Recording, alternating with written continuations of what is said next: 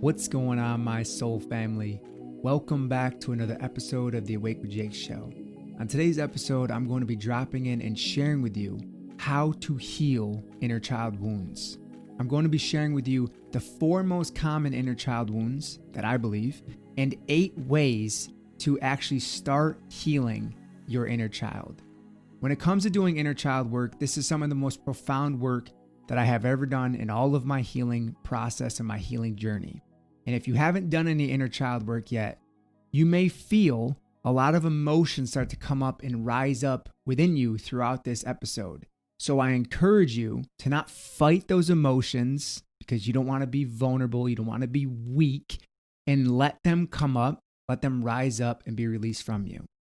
When we are children and we are free beings and we have this childlike innocence running around this beautiful green earth, we experience beauty when we come into this world. But as we grow older into this childlike innocence, we start to have a lot of projections that are cast upon us. And within those projections from other beings, there's a lot of anger and shame and guilt and fear that is downloaded and programmed into us.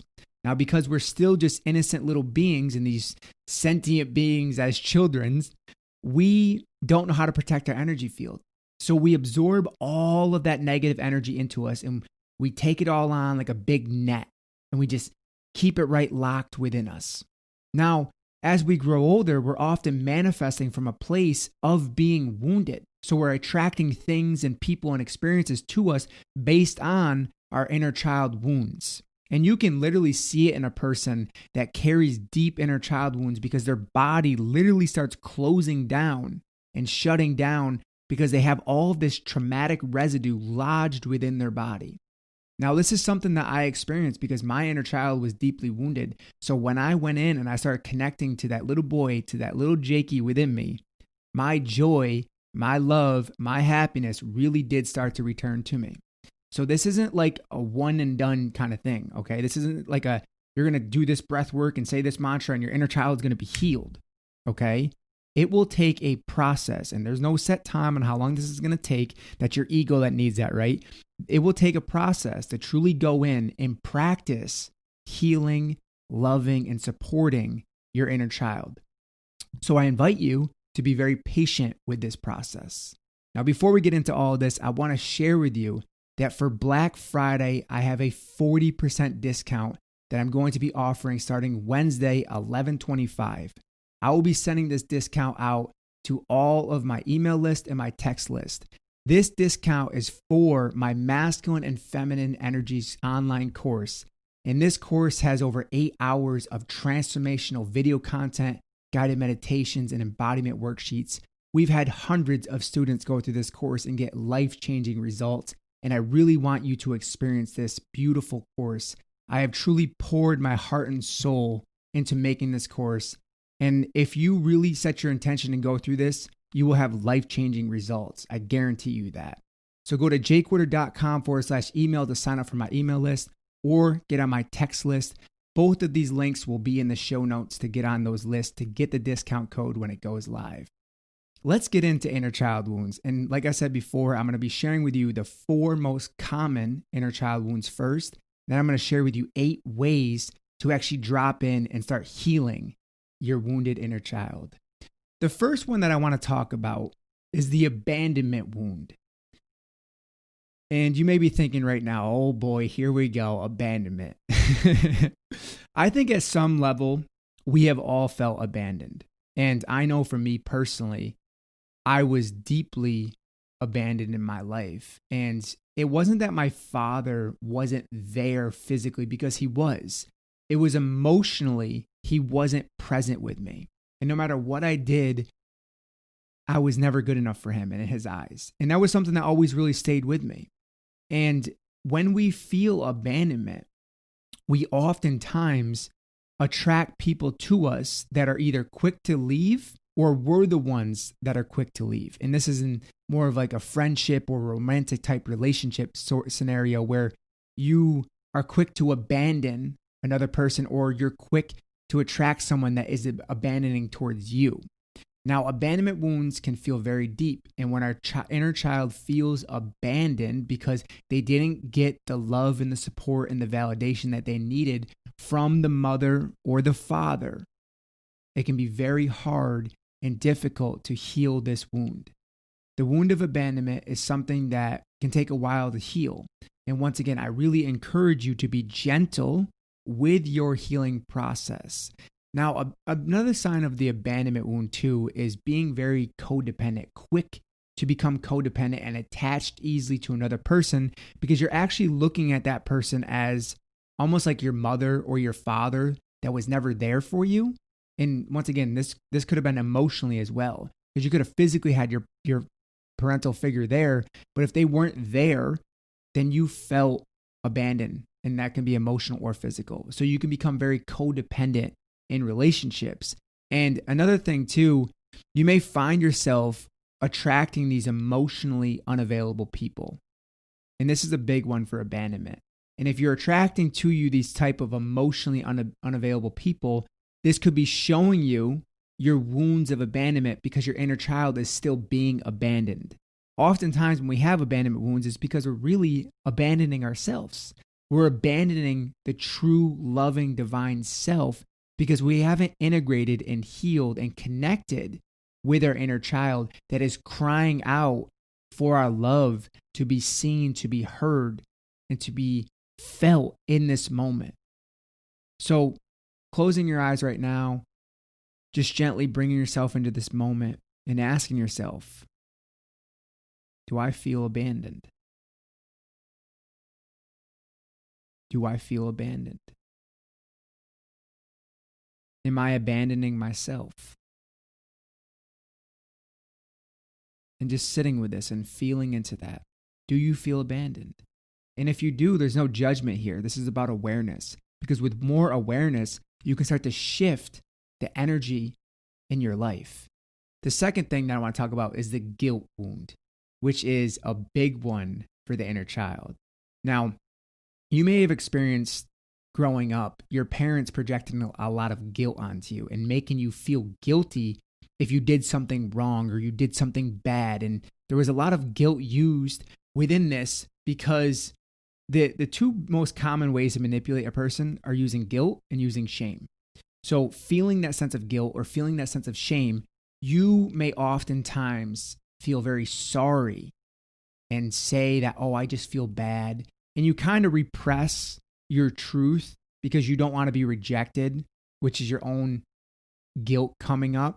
And because you feel guilty and you start to feel bad and you start to shrink yourself down and you don't want to speak your truth, you continue to live in this state, perpetuating your own guilt because you're actually allowing other people to just take whatever they want from you. And you're afraid to ask for what you really want from a relationship, from the universe, from anything because of the guilt that you feel, because you're afraid of being rejected of love. You're afraid that someone's going to withdraw love from you. And you feel guilty for asking for what you want. And you feel bad and you feel sorry. And you often lead with sorrow. And that's really coming from your own guilt. And you will attract to you people that often use guilt to manipulate you and try to make you feel guilty for things that they might do for you. The big one that's coming through right now is when you have these wounds of a guilt, the inner child wounds of guilt, you'll attract people that would do things for you, but then later use those things against you and guilt you for what they've done. Or remember when I did this for you? Don't you feel guilty for doing that? Don't you feel a sense of guilt? And now they've almost got you trapped because they're manipulating you with your own wound of guilt. So once again, closing your eyes, feeling into this. Are you playing small because of the guilt that you're holding on to with your wounded inner child? Who guilted you that caused you to start to close to the world and feel small and feel repressed? The third one, trust wound. This one is a big one for a lot of people. Now, because many people don't trust, they oftentimes are very guarded and closed off because they're afraid of being hurt. Now, for me personally, that was something I really struggled with for a very long time, was trusting other people, because I was so hurt throughout my childhood and teenage years from being bullied, from being abused, and going through many different types of scenarios. I was not easily trusting of people. And here's the thing about trust. I'm not telling you just to trust anybody. You should absolutely always use your discernment and your intuition. So using your discernment, which means the ability to judge well, and your intuition allows you to open back up and start to trust again. But the number one person that people don't trust, guess who it is? Just take a wild guess right now. Yourself. Yourself. You don't trust yourself to make clear decisions. You don't trust yourself to lead with love. You don't trust yourself for having a true purpose. You don't trust yourself you don't trust your own intuition. You don't trust what you are being guided to do and the things that you're being shown. So you just keep pushing it away, and you keep playing small, and you keep operating from fear. And that's a lot of times when we don't trust ourselves. So then you'll attract people to you that are also very difficult to trust, because you're not trusting of yourselves. And when you don't trust yourself, you will want another person to trust you, but you're not even trusting of you. So how is that possible? How is someone else going to trust you when you're not even trusting of yourself? Another thing too with the trust is the feeling of insecure. Now, because you're not trusting of yourself and you're carrying this inner child wound with you, it makes you feel very kind of timid and hesitant to do anything in life. So you kind of just get into this groove, this pattern of what feels comfortable, and you don't really want to break outside of that. And you end up feeling very insecure and small because of it. And now, because of this, you will attract people to you that are very threatening of your energy, and they don't feel safe. Now, emotional safety in all relationships is probably the number one key. And if you don't have that in a relationship, it's very difficult to open and trust. Now, because many people are untrusting, they just close down and they shut down, and they don't want their wounds to be seen, and they're not willing to open up because of all the shame and the guilt and the fear that they've experienced. They're not trusting that this other person could actually hold their raw vulnerability and emotions in a loving way without using that as a way to manipulate them. So if you don't trust, you will often attract to you people that will use your heavier emotions, your vulnerability, your expression, your rawness against you when you don't trust yourself. They will use this as a way to manipulate you when you're not trusting of your own intuition and your discernment. And you ultimately know within your heart who you can and cannot trust.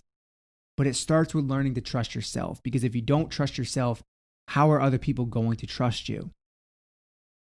And the fourth one that I have here is the neglect wound.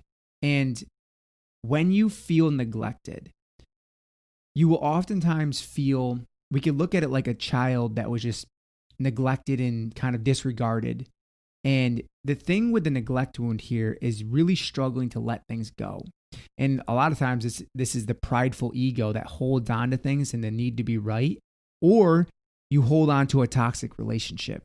And that's really how it works in parallels, is you end up staying in a relationship too long because you felt neglected. You don't want to lose love.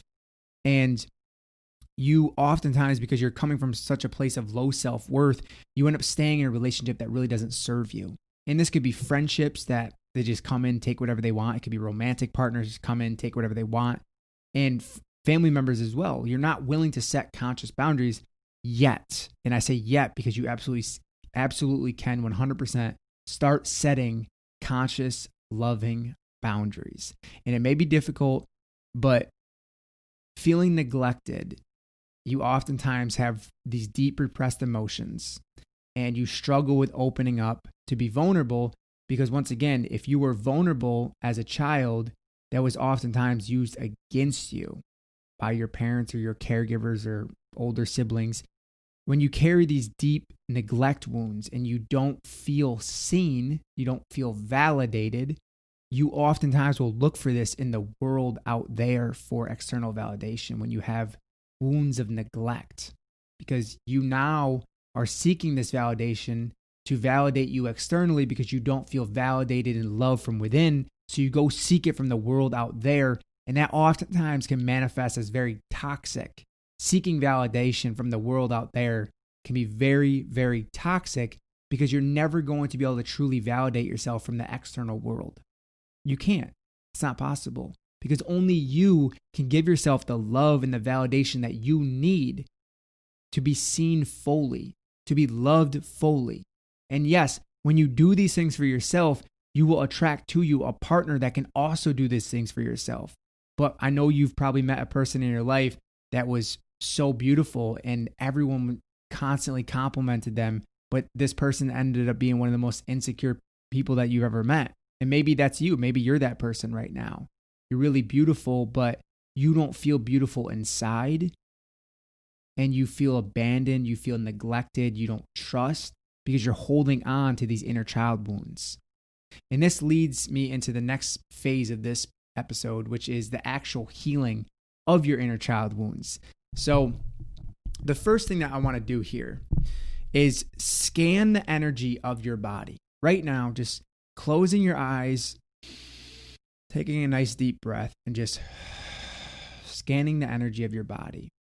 And in this moment, what are you feeling? And just sitting with this feeling, whether it's grief or sadness, unworthiness, could be feeling love or joy. What are you feeling in this moment? And just working with this energy, working with whatever you're feeling right now. Now, as you continue to close your eyes, keep your eyes closed for this exercise, I want you to visualize your inner child. I want you to visualize yourself at 5 years old, just seeing your inner child self. Seeing this beautiful little child who's running around, laughing, singing, playing, and just being this beautiful child, embracing all of the divinity, embracing your childlike innocence. Now, at some point, when you were around 5 years old, you may have experienced some type of pain or abuse or neglect. So just sitting there, feeling into this with your eyes closed, my question for you in this moment is, what did your inner child need to hear at 5 years old? What words did they need to hear from you, not from your parents? What words did they need to hear from you?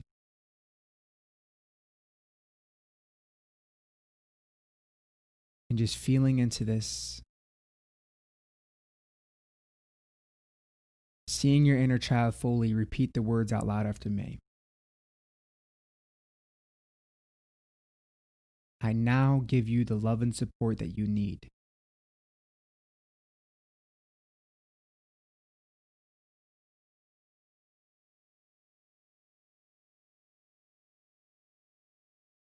I see you fully.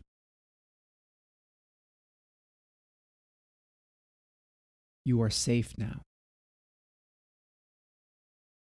And just visualize reaching out to your inner child, grabbing them by their hands, pulling them in close to you, and integrating with this childlike energy, integrating with your purity and your innocence, feeling loved, feeling seen, feeling heard, maybe for the first time ever, no longer feeling neglected or abandoned, being one with your inner child.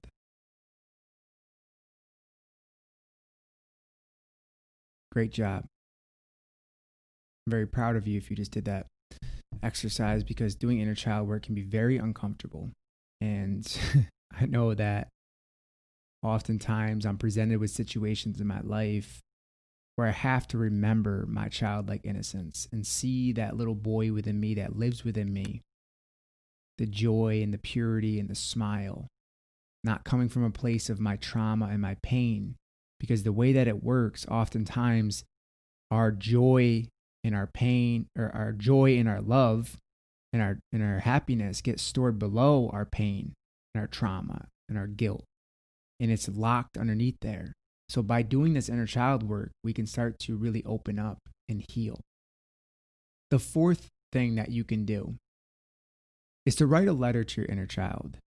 Now, this is something that you can really just sit with this. And this is just a simple exercise that you can do, is actually sit down and write a letter to your inner child, not on your phone, not on a device, doing it with pen and paper, good old fashioned pen and paper, if you even have any of that left in your house at this point. Write a letter to your inner child. And what would you say to your inner child? What was the words that your inner child needed to hear from you? The fifth thing that you can do to help heal your inner child is using mantras to connect deeper with them. Now, I've just shared a couple of them with you, like feeling safe, feeling supported, feeling seen. You can get creative and make your own up, but just allowing yourself to use those mantras. The next time you're feeling down, if you're feeling abandoned, if you're feeling neglected, you're feeling like you can't trust, you're not opening, connecting with your inner child and allowing that part of you to open up. The sixth thing is setting healthy boundaries. You see, like I was saying before, when we're children, we often don't have healthy boundaries and we allow other people to project a lot onto us. So there are two types of boundaries. They're what I call, the first one is the angry boundary, where you just scream and yell, "Get away from me," or whatever you would yell in that moment. But there's a second type of boundary, which is much more conscious, which is, this doesn't resonate with me. I need you to honor my space. I need some space right now. I don't feel aligned with this. These are just some things that you can start saying in your life. And you might even need to set a boundary with yourself. Okay? Because a lot of people don't have boundaries with themselves. So they just keep doing things in an unhealthy way because of the boundaries that they lack with themselves. So be very attentive to who you need to set boundaries with, and make sure yourself is on that list as well. Number 7, give yourself permission to feel your love and joy. Yes, actually start giving yourself permission to feel the love and the joy of your inner child, because that inner child that lives within you is pure love, pure joy. This energy is your innocence. And as you really start to integrate and connect with this, it starts by giving yourself permission to connect with that love and with that joy. And the 8th thing that I have is practice opening and not closing. Now, because of all the trauma that you may have experienced in your life, like I know I have, a lot of times when I get into a situation, when I used to get into a situation, not so much anymore, I would notice myself starting to close and my heart would close down and I would get right into my mind and start protecting myself. So instead of closing the next time you feel triggered and reacting from a place of ego, allow yourself to open back up, breathing and grounding yourself. This is a very simple practice that you can develop. So stop closing and start opening. Stop closing and start opening. Thank you so much for taking the time to listen to this episode. I hope that it brought you a ton of value. Once again, if you want to get that 40% discount off my Masculine and Feminine Energies online course, make sure you are on my email list by going to jakewitter.com/email or signing up for my text list. Both of these links will be in the show notes. As always, stay open, stay loving, and stay connected to that beautiful source within you.